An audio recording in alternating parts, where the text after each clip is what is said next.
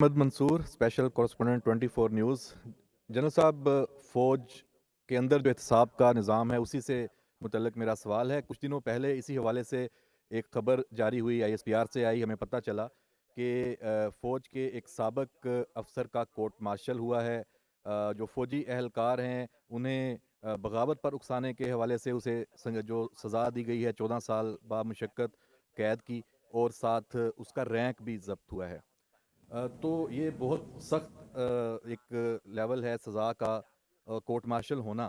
اس کی اگر کچھ تفصیل، کون سے ایسے الزامات ہیں جو ثابت ہوئے ہیں جن کی بنا پر یہ سزا ہوئی ہے؟ ساتھ ہی سے جڑی ایک بات کہ یہ بھی بیرون ملک ہے جس کو سزا ہوئی ہے، اکبر حسین، اور اس کے علاوہ اور بھی 2-3 کیسز ہیں جو جن کا کورٹ مارشل ہوا تھا، وہ بھی باہر بیٹھے ہیں۔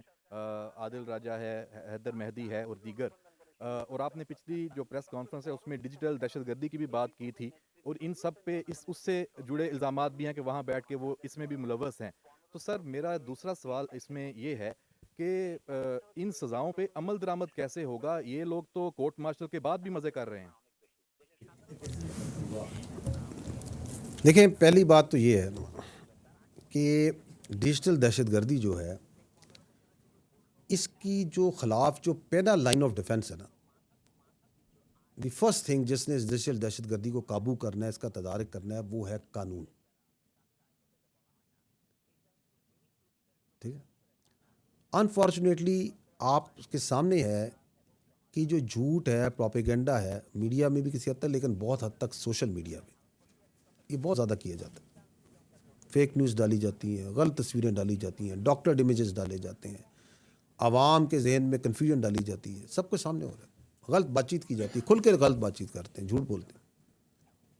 لیکن قانون اس کے اگینسٹ اپنا رستہ اس طرح نہیں بنا رہا جس طرح اس کو بنانا چاہیے۔ تاہم جو افواج پاکستان ہے وہ اس معاملے کو بہت سیریس لیتی، اس لیے جو بھی شخص، چاہے وہ ملک میں ہو چاہے وہ ملک سے باہر، کسی رتبے پہ ہو، کسی عہدے پہ ہو، کوئی اس کا مقام، اگر وہ افواج پاکستان کے خلاف پروپیگنڈا کرتا ہے، عوام اور افواج کے درمیان خلیج پیدا کرتا ہے، فیک نیوز میں انوالو ہوتا ہے، تو فوج اس کے خلاف ضروری قانونی کارروائی کرے گی، اور اس کی مثال آپ نے دیکھی ہے۔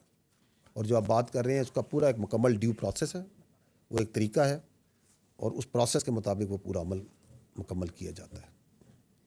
اور یہ جو ڈیجیٹل دہشت گرد باہر بیٹھ کے بات چیت کرتے ہیں، میں ان کو بدقسمت ہی کہوں گا، کیونکہ یہ وہ بدقسمت بے ضمیر لوگ ہیں جو چند پیسوں کی خاطر اپنی ریاست، اپنے اداروں اور اپنے عوام کے خلاف پروپیگنڈا کرتے ہیں۔